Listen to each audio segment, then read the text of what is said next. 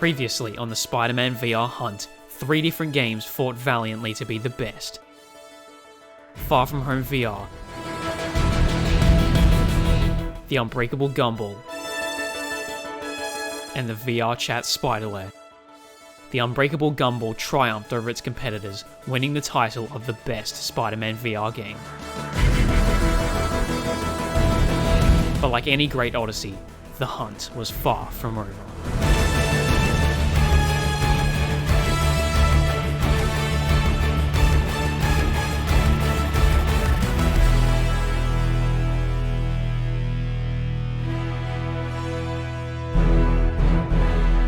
Well, here we are again. It's always such a pleasure. After the blazing success of the first video, and after me looking upon the dozens more games you guys told me about, I knew the hunt had to continue. So I hope you're ready, because our childhood dreams are about to get a lot bigger. Combat was something almost unseen in the last video, but no Spider-Man is truly complete without fighting against evil.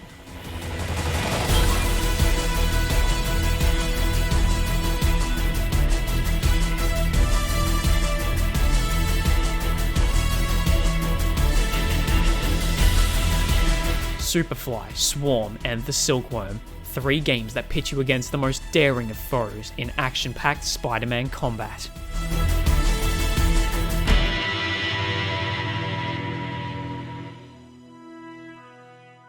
We know how to move like Spider-Man. We know how to be like Spider-Man, but what we don't know is how to fight like him. The answer may lie within these 3 games, but it could also lie somewhere unexpected, inside each and every single one of us. The only way we can find out is by stepping forth.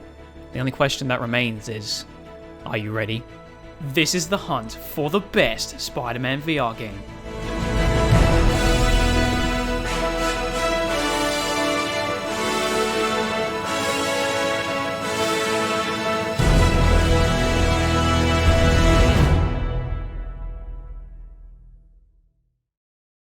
My new journey began where the old one left off.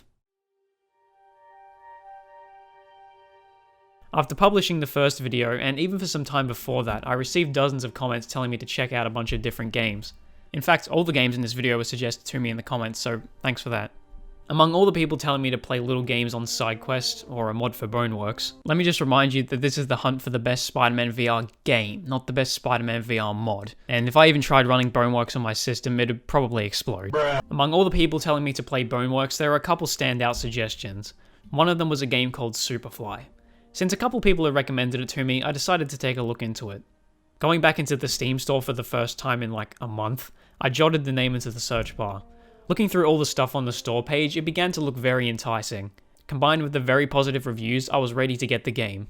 Then I remembered that Melbourne had looked like the opening of 28 Days Later for the past 2 months, and subsequently recalled that I had not worked a single minute in those 2 months. I didn't have a single friggin' doubloon to my name. But there was still some hope left. After looking around the store page some more, I navigated to the game's website, where I contacted the dev team. To my surprise, they were actually willing to give me, a lowly little YouTuber of about 400 subs at the time, a copy of their game. Given that I was provided the game for free, I'm going to be as unbiased as possible in this review.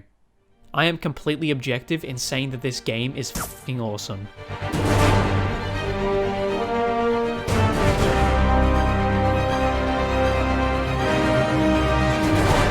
Superfly is another superhero simulator, very similar to that of the unbreakable gumball. One key difference though is that instead of giving you only Spider-Man's powers, you can also use the abilities of characters like Iron Man, the Flash, and Stephen Hawking apparently. But before we jump into the combat side of things, let's have a quick talk about the range of Spider-Man abilities that you have, because it's f***ing big.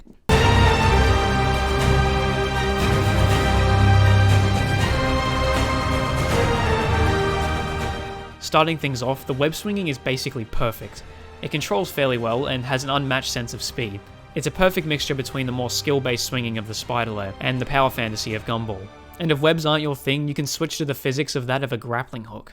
But your web lines are just the tip of the iceberg. Every set of powers in Superfly has 2 different abilities and 2 alternate abilities that can be switched out. For example, pressing the grip button with your Spider-Man powers will shoot out a kind of web shot, depending on which ability you enable. The default is a web bomb that you can throw at a surface, sticking cars, enemies, and all other kinds of different debris together. This is great for apprehending enemies. The alternate ability is a web taser, a kind of web shot that erupts into a cloud of electric smoke upon hitting an enemy or a surface. Someone's been playing Titanfall 2. The way that you can change these abilities on the fly, or on the Superfly, I guess, is ridiculously fun.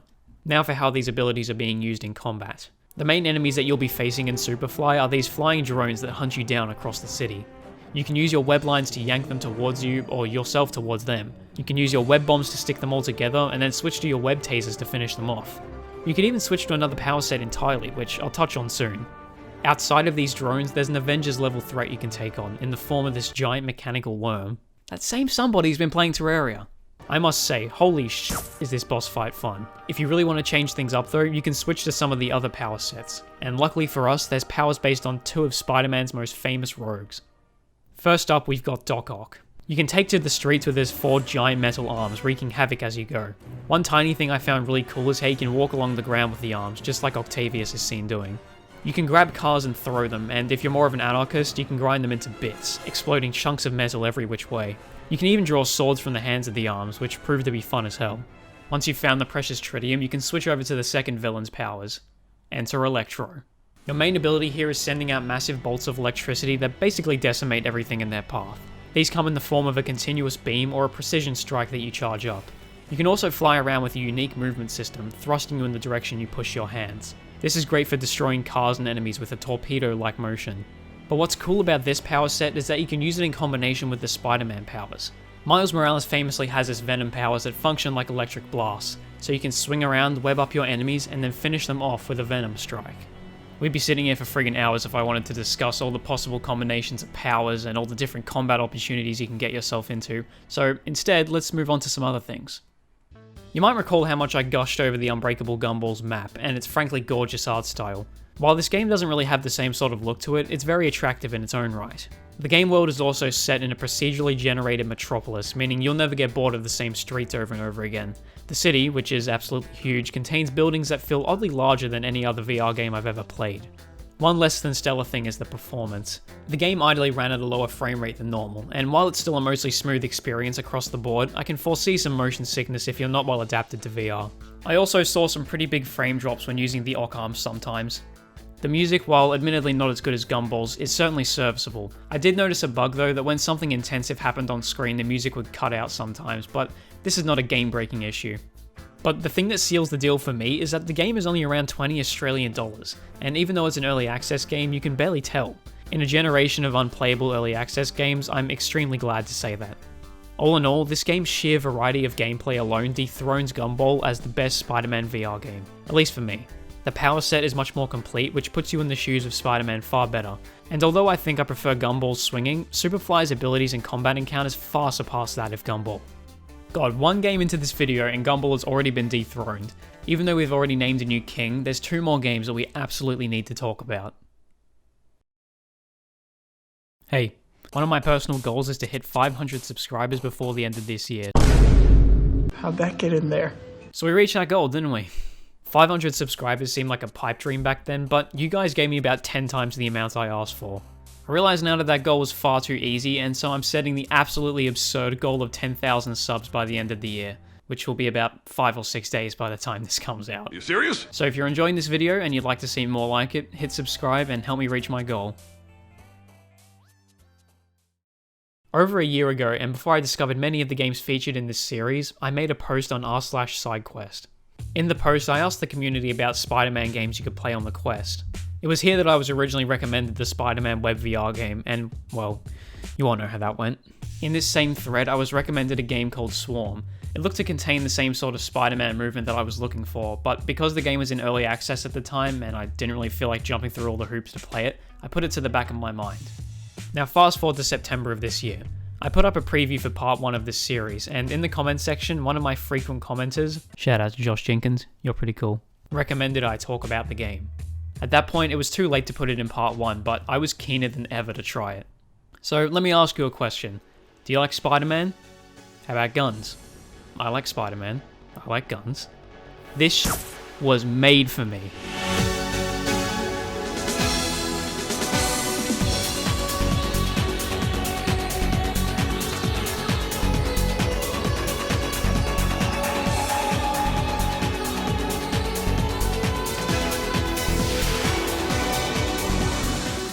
You know, in a world where a new piece of Spider-Man content comes out every 30 minutes it seems like, I never thought I'd see an adaptation of this single frame from Japanese Spider-Man. Swarm is a high-octane, objective-based arcade VR movement shooter. Jesus, what a title. Armed with these awesome looking guns that have grappling hooks built in, you must defeat the alien swarm that has come to invade Earth. This game is a massive change from a lot of the games I've previously covered. It's a fully feature-complete game, whereas a lot of the games I've covered are either early access or demos. This fact works to its advantage because Swarm is now my favourite VR game of all time. Let's get into why. The game starts you off in a training zone. The first thing you immediately notice is the absolutely gorgeous cel-shaded art style. At this point I think I'm just obsessed with cel shading. The game hastily introduces all of its concepts, starting with the movement. It places you in an arena with a bunch of different grapple points littered around, and by using an interesting combination of web swinging and grapple physics, you can gracefully fling yourself around the map, which you'll want to do because touching the ground literally kills you. Next you're shown your guns, a favourite of Spider-Man I'm sure. Guns aren't usually all that notable in VR games, but I will say I especially love how these guns look and sound.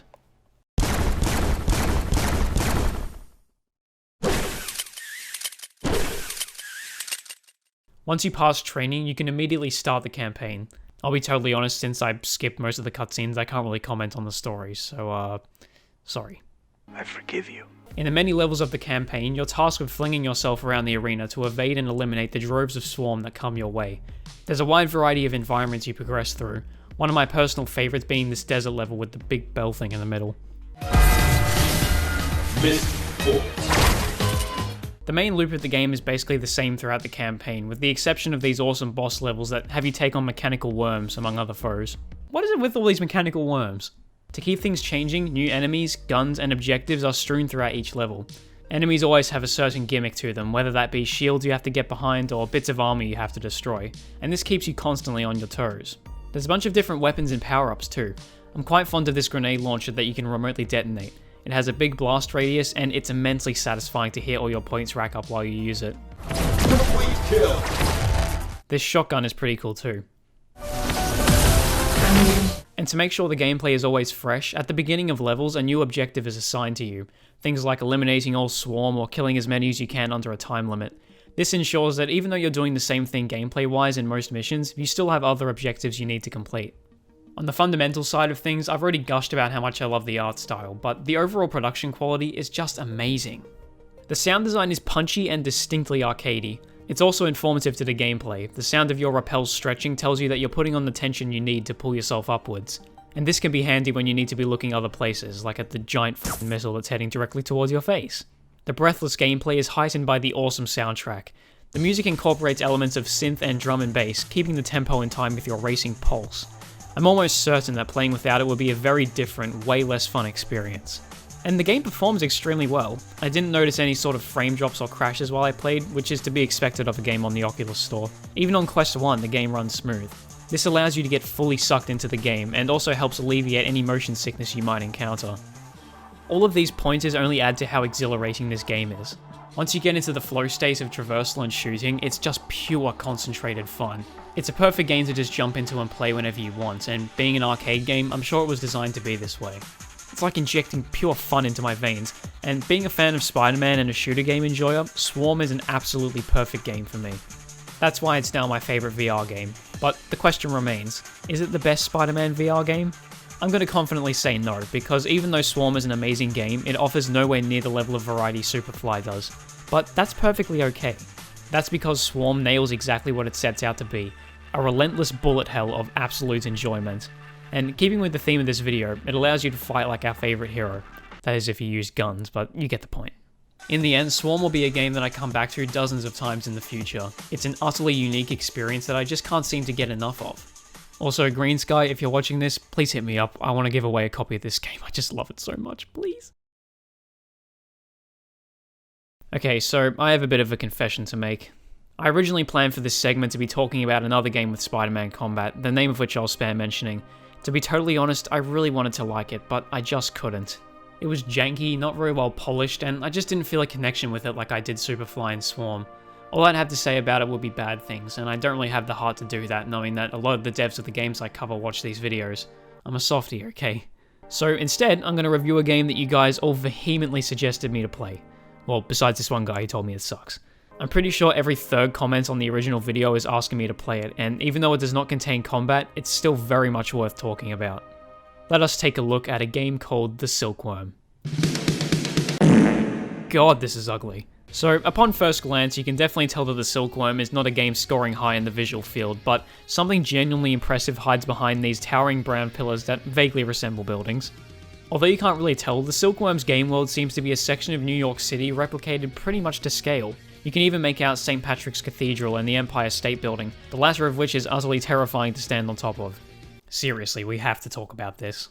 I don't think I've ever gotten vertigo from a VR game before. I'm not really scared of heights in real life, so being on top of a tall building in VR has never really scared me either, but holy crap, I'd be lying if I said my palms didn't get sweaty standing on top of this building. I think it has something to do with the wind sound effects the devs have programmed in. When you get higher and higher up, you hear wind more aggressively in your ear, like you would in real life. I think this is what puts a literal shiver down my spine. But once I defeated my newfound fear of heights, I jumped from the building and engaged in the unique web swinging that the Silkworm offers. No other game handles web swinging quite the way it does, so let's take a look at how it does it differently. In all the other games I've covered, when you shoot out your webs, they attach to the buildings very quickly, if not instantly. In that case, the challenge leans more towards keeping yourself swinging and off the ground, but in the Silkworm, it's totally different. Your webs actually have travel time, meaning you can aim at a building and miss completely if you're not on your game. Sometimes it can take a couple seconds for your web to even reach the building you shoot it at, and if you're not careful, you're soon to kiss the pavement. This offers a fairly unique challenge over the other games in this genre, and believe me, it is a challenge. The speed of the swinging combined with the travel time of the webs definitely makes it so. Full disclosure, I absolutely suck at it, but I'm sure that if I put some more time into mastering it, it'd be pretty rewarding. On top of swinging, you also have some other Spider-Man abilities. The standard wall crawling is here, but with the addition of this cool wall slide thing you can do that I find inexplicably satisfying. You can also combine the wall crawling with web zips to scale a building in no time. One unique thing the game has to offer is how it actually handles the webs you shoot. Instead of only serving the purpose of swinging, they can also be let go of and attached to surfaces. You can even climb on them, which while not all that practical, can still be fun to play around with. With this, you can make these messed up looking web patterns that look like someone dropped a packet of spaghetti on the floor more than anything else. If you shoot enough lines out, you can even make yourself one of those rope climbing frames you probably sprained your ankle on as a kid. And that's about it for the gameplay. It's definitely more limited than other games I've covered, being a tech demo, but that doesn't take away its merits. It's certainly impressive in its own right, and I'm especially appreciative of how versatile the webs can be. Now let's talk about the fundamentals a bit. For sound, I'm actually relatively impressed. I like how sounds from other Spider-Man games and movies have been used, most obviously the web sound from the Raimi movies.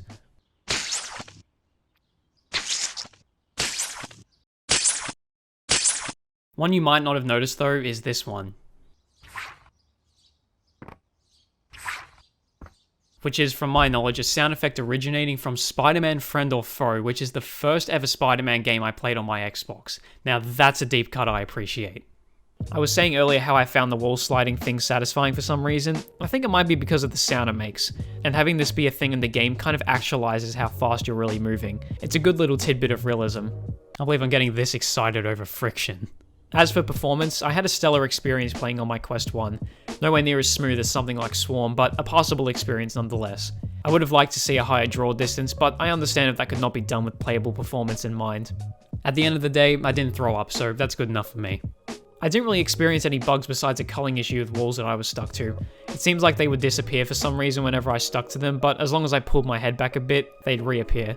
I also got stuck on some geometry and had to restart the game, so maybe fix that if you're watching this, devs. Or dev, I think it's literally just one guy. Whether it be a couple people or just one guy, the Silkworm is definitely a game with potential. It offers a unique spin on web swinging mechanics that have mostly been done the same in a lot of other games. And while by itself it doesn't surpass Superfly, given the right application and a lot of work, it could definitely get within its league. Okay, I reviewed it, can you please stop asking now? God damn. Oh yeah, here's that Shrek reference I promised in my community tab. You might have seen a housefly, maybe even a superfly. Yep. Donkey, he said Superfly. God, this is a stupid idea.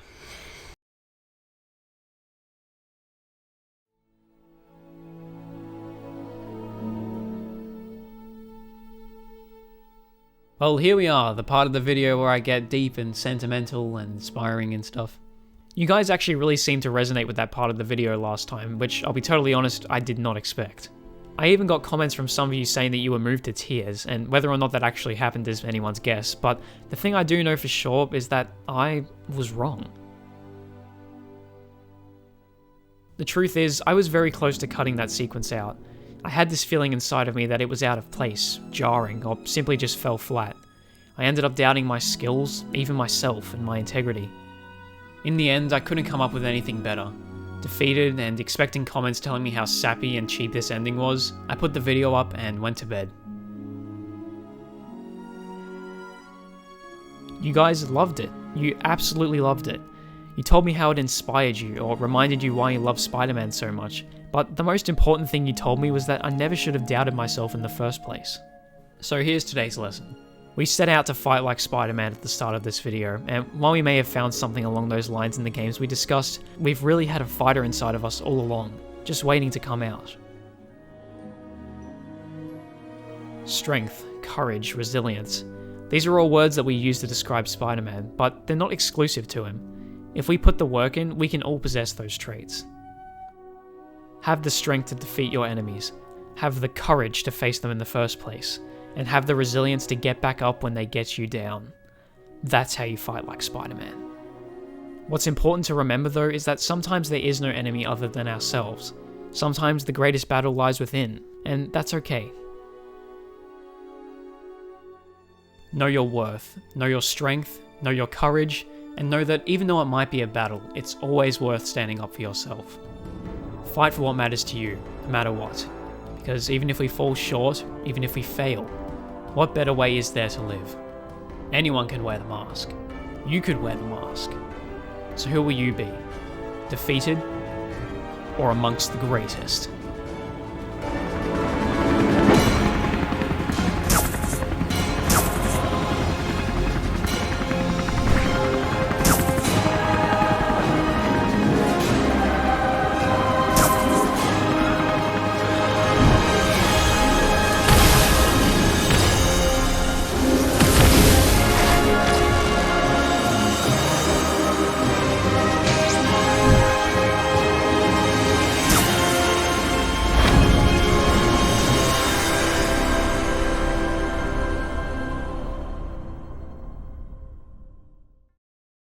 Could you not suck?